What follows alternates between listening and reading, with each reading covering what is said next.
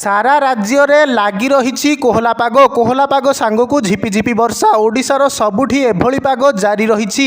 आसंता 29 तारीख पर्यंत राज्य रे एभली पाग जारी रहिबो बोली पूर्वानुमान करिछि आंचलिक पाणीपाग केन्द्र। एक निम्न चाप रेखा छत्तीसगढ़ रु बाहरी कर्णाटक पर्यंत लंबिछि।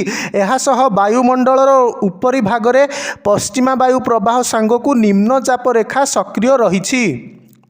दुईटी निम्नचाप रेखा प्रभाव रे अनेक स्थान रे हालुकारु मध्यम धरणर वर्षा हेउछि। आज आभ्यंतरीण ओडिशा एवं काली उपकूल एवं उत्तर आभ्यंतरीण ओडिशा रे वर्षा नहीं पाणीपाग केन्द्र आकलन करिछि। वर्षा प्रभाव रे ताती रे ब्रेक लागिबा सह स्वाभाविक ठारू 7 रु 8 डिग्री पर्यंत तापमात्रा कमिछि। आसंता 29 तारीख पर्यंत राति तापमात्रा रे कौनसी परिवर्तन संभावना नथिबा बेले 29 तारीख पर पागरे परिवर्तन होई पारे।